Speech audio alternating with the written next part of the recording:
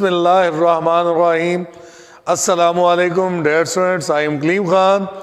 आज इस लेक्चर के अंदर हम चैप्टर नंबर 17 की एक्सरसाइज 17.5 में लास्ट क्वेश्चन करने वाले हैं और ये हमारे इस राउंड का लास्ट लेक्चर है। और आप देखें इसके अंदर हमने प्रैक्टिकल ज्योमेट्री का एक क्वेश्चन जो शामिल किया है, इसमें उसने कहा है कि कंस्ट्रक्ट ए ट्रायंगल, एक ट्रायंगल बनाएं और उसके बाद हैविंग बेस 5 सेंटीमीटर, उसकी बेस 5 सेंटीमीटर हो and other sides equal to 5 and 6 centimetre, 5 और 6 सेंटीमीटर हो।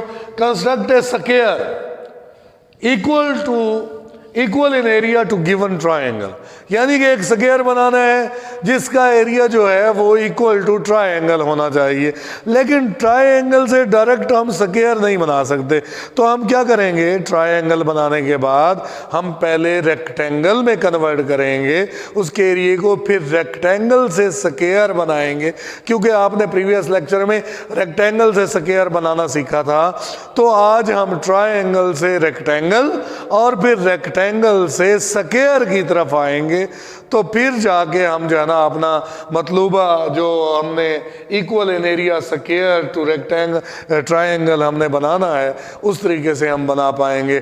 आइए हम ट्रायंगल पहले बनाते हैं। ट्रायंगल के लिए हमारे पास उसने कहा है कि बेस ए बी, मैंने उसका नाम रखा ए बी जो कि 5 सेंटीमीटर है। वो ए बी हमने 5 सेंटीमीटर लेकर हमने क्या किया, ए पर कंपास रख के 6 सेंटीमीटर की आर्क लगाई और बी पर कंपास रख के आपने 5 सेंटीमीटर की, ये 5 सेंटीमीटर और ये 6 सेंटीमीटर, आपने एक ट्रायंगल जिसका नाम ए बी और सी आपने यहाँ पर बना ली।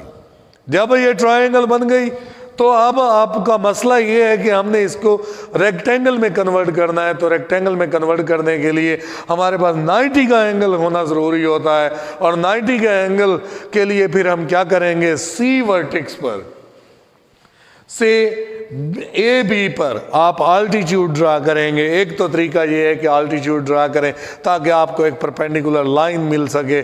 दूसरा तरीका ये है कि आप सी पॉइंट पर सेट स्क्वायर की मदद से, वो जो आप ज्योमेट्री बॉक्स के अंदर ट्रायंगल की शेप में दो आपके पास वो इंस्ट्रूमेंट होते हैं, उनको हम सेट स्क्वायर का नाम कहते हैं। और सेट स्क्वायर इस्तेमाल करके भी आप ये ए बी के पैरेलल लाइन आप खींच सकते हैं। मगर यहाँ पर बच्चों को मुश्किल पेश आती है कि सेट स्क्वायर को कैसे एडजस्ट करना है। तो आपको मैंने एक इजी तरीका बताया कि सी पर आप कंपास को रख के ए बी पर आप आल्टीट्यूड ड्रा करें, यानी कि ये लाइन ड्रा करेंगे और ये पॉइंट से एक आर्क लगाएंगे और इस पॉइंट से ये दूसरी आर्क लगाएंगे और आपको पॉइंट मिलेगा। आपने एक आल्टीट्यूड ड्रा करना है जिसका नाम आपने सी एक्स नाम रख दिया। आल्टीट्यूड ड्रा इसलिए किया कि हम इस आल्टीट्यूड पर एक और 90 का एंगल बना सकें। आपने क्या करना है, यहाँ पर कंपास को रख के, कंपास को ऐसे रखना है और ये आपने आर्क लगानी है।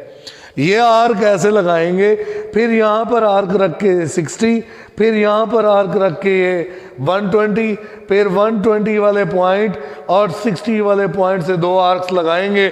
और ये आर्क लगाने के बाद आपने क्या करना है, एक लाइन ड्रा करनी है और ये लाइन ए बी के पैरेलल लाइन होगी। इस पैरेलल लाइन का मतलब ये है कि यहाँ पर भी ये सीधी लाइन और ये भी सीधी लाइन, इसके दरमियान भी 90 का एंगल और यहाँ पर भी ये सीधी लाइन है, 90 का एंगल है। क्योंकि हमने आल्टीट्यूड ड्रा किया था कि ये 90 के एंगल बने। और 90 के एंगल बनाने के बाद आप ये करेंगे, क्योंकि आप रेक्टेंगल बनाना चाह रहे हैं, तो आपको क्या करना होगा कि ए बी का बाइसेक्टर ड्रा करना है, ए बी लाइन सेगमेंट का बाइसेक्टर। और बाइसेक्टर केस ए बी का है, बारी बारी ए और बी पर कंपास रख के ऊपर और नीचे आर्क्स लगाएंगे। कैसे, देखिए यहाँ पर आपने ये ए बी पॉइंट पर आर्क लगाई, नीचे भी आर्क लगाई और ए पॉइंट पर रख के आपने बारी बारी यहाँ पर और नीचे भी बारी बारी आपने आर्क लगाई, आपके पास मिल गई ये 2 पॉइंट, आपने एक बाइसेक्टर ड्रा किया। ये बाइसेक्टर ड्रा करने का मतलब क्या है कि आपको ये एक डी पॉइंट मिल गया। क्या मिल गया? D point. इस बाइसेक्टर ने इस पैरेलल लाइन को क्यू पॉइंट पर इंटरसेक्ट किया है। क्या किया है? क्यू पॉइंट पर इंटरसेक्ट किया है।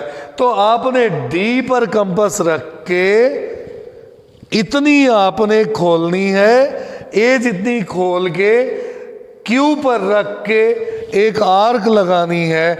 यहां पर आप आर्क लगाएंगे तो आपको इस पैरेलल लाइन पर एक पॉइंट P मिल जाएगा और P को A से ज्वाइन करेंगे तो ADQP आपके पास एक रेक्टेंगल बन जाएगी, जिसका एरिया इस ABC ट्रायंगल के एरिया के इक्वल है। लेकिन बात यहाँ ख़त्म नहीं होती, हमने स्क्वायर बनाना था, हम रेक्टेंगल बना चुके। लेकिन हमने रेक्टेंगल बनाए बगैर हम स्क्वायर नहीं बना सकते, इसलिए हम क्या करेंगे, रेक्टेंगल हमने बनाई और रेक्टेंगल की हमने ये वाली साइड AP साइड नीचे यहाँ पर बिछा दी।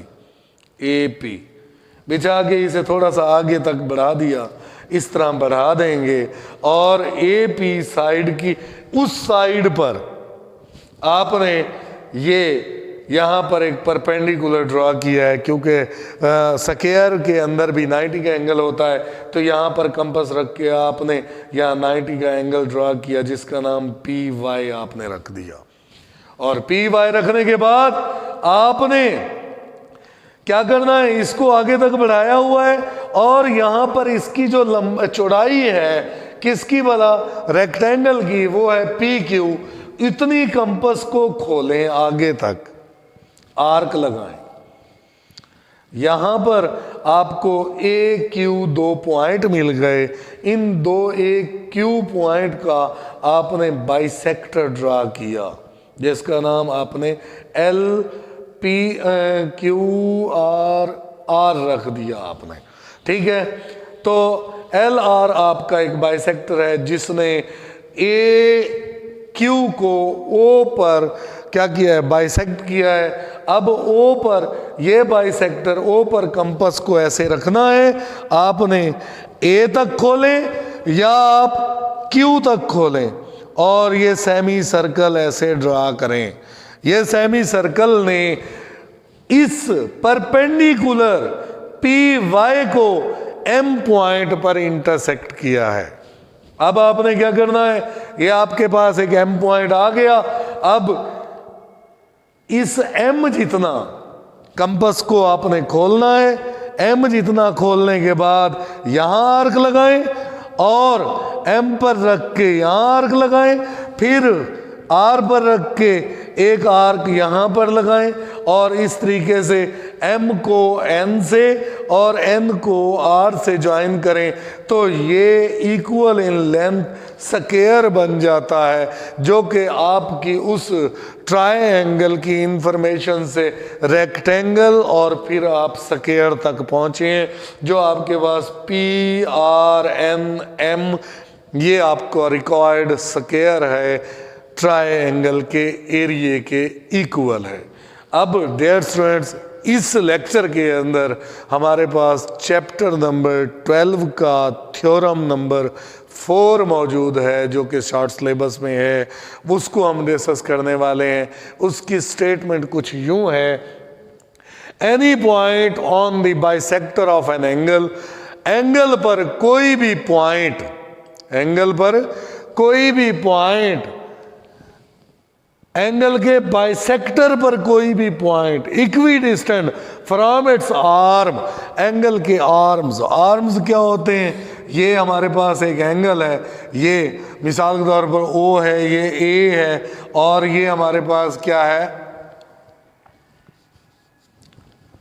B है और ओ ए बी एक एंगल है, ओ ए इसका आर्म है, ओ बी दूसरा आर्म है, हमने ये बाइसेक्टर ड्रा किया जिसने यहाँ पर मैंने एम लिखा, ओ एम क्या है, इसका बाइसेक्टर है।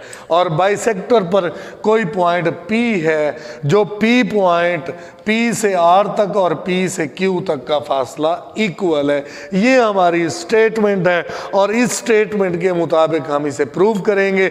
इसमें गिवन क्या है, इसमें टू प्रूव क्या है और कंस्ट्रक्शन क्या है। Any point on the bisector, इसका मतलब है एक बाइसेक्टर होना चाहिए और एक एंगल होना चाहिए, एंगल का बाइसेक्टर होना चाहिए। ये हमारा गिवन है। A point P is on O M, O M क्या है, बाइसेक्टर है, the bisector of angle A O B, यानी कि ए ओ बी एक एंगल, ओ एम इसका बाइसेक्टर और उस बाइसेक्टर पर पॉइंट पी मौजूद है। ये हमारा गिवन है। और प्रूव क्या करना है, equidistant from its R, यानी कि पी क्यू यानी P से R तक का फासला और P का Q तक का फासला ये इक्वल है। That is P is equi distant from OA और OB, यानी कि P का फासला OA से और P का फासला OB से इक्वल है। और यहाँ एक बात जहन नशी कर लें, यहाँ पर हम क्या करते हैं कि कंस्ट्रक्शन, अब कंस्ट्रक्शन क्या होता है, अकॉर्डिंग टू गिवन बनी हुई फिगर के अंदर इजाफा करना कंस्ट्रक्शन कहलाता है। ड्रा पी आर ड्रा करें जो कि परपेंडिकुलर हो ओ ए पर, पी क्यू परपेंडिकुलर हो ओ बी पर। सर ये परपेंडिकुलर क्यों? क्योंकि जब भी हम डिस्टेंस मानते हैं, डिस्टेंस फाइंड करते हैं, तो शॉर्टेस्ट डिस्टेंस जो होता है वो परपेंडिकुलर डिस्टेंस होता है। इसलिए हमें यहाँ पर परपेंडिकुलर डिस्टेंस ही लेना पड़ा, तो इसलिए हमने यहाँ पर परपेंडिकुलर ड्रा कर दिए। तो ये हमारी कंस्ट्रक्शन थी। आइए हम प्रूफ की तरफ आते हैं। और प्रूफ के अंदर हमने 3 बातें प्रूफ करनी है, क्योंकि यहाँ पर 2 ट्रायंगल बन गई हैं। एक ट्रायंगल कौन सी है, POR POQ, ये 2 ट्रायंगल हैं। इन 2 ट्रायंगल की कोरस्पॉन्डिंग लेनी है और इन कोरस्पॉन्डिंग के अंदर हमने पास्टुलेट लगाना है कि कौन सा SAS पास्टुलेट लगता है, SSS पास्टुलेट लगता है, या SAA पास्टुलेट आता है, या HS पास्टुलेट आता है, कौन सा पास्टुलेट आता है। यहाँ पर मैं देख रहा हूँ कि यहाँ पर आप फिगर में देखते हुए भी आप यहाँ पर 3 बातें खुद से समझ सकते हैं कि OP कॉमन है, PQ जो OB पर एंगल बना रहा है वो 90 का है, PR जो OA पर एंगल बना रहा है वो भी 90 का है। यानी एक साइड हो गई और ये एक एंगल हो गया, और फिर तीसरी बात ये एंगल हो गया। कैसे कि OM जो था वो एंगल AOB का बाइसेक्टर था। मतलब कहने का AOP ये वाला एंगल, BOP यानी कि ये वाला O पर बनने वाला एंगल, ये भी और ये भी इक्वल है। यानी कि 3 बातें हमारी यहाँ पर आ जाती हैं। वो कैसे, OP कॉमन हो गया, Q पर बनने वाला एंगल और R पर बनने वाला एंगल, जो कि दोनों कंस्ट्रक्शन में 90 के एंगल है। और इसी तरह ये एंगल O पर बनने वाला इस ट्रायंगल में और इस ट्रायंगल में, ये क्या है, गिवन में है। ये 3 बातें हमारी प्रूव हो गई, जिनकी हमने कोरस्पॉन्डिंग ली थी, वो ट्रायंगल्स प्रूव हो गई। वो कौन से, SAA पास्टुलेट के तहत, कांग्रुएंसी के तहत वो कांग्रुएंट हो गए। जब 2 ट्रायंगल कांग्रुएंट हो जाती हैं तो फिर उनकी each and every side and angles congruent हो जाते हैं। तो हमें रिक्वायर्ड क्या था कि P से R तक और P से Q तक का फासला इक्वल है। ये हमारा दोनों ट्रायंगल में ये P से R तक और P से Q तक का फासला हमने इक्वल कर दिया। वो क्या रीज़न क्या है? Corresponding sides of congruent triangles. तो डियर स्टूडेंट्स, आपने ये थ्योरम भी बार बार प्रैक्टिस करके ही लिख के ही याद करना है। तो आपके राउंड आगे स्टार्ट होंगे तो आपने अच्छी तरह से इस राउंड के तमाम लेक्चर्स को अच्छी तरह से पढ़ना है, समझना है, और आपने इनकी objective, short question, long question अच्छी तरह करने हैं ताकि आप जो है ना वो अच्छे नंबर हासिल कर सकें। दुआओं में याद रखिएगा। इंशाअल्लाह फिर मिलेंगे अगले लेक्चर्स में। अस्सलाम वालेकुम।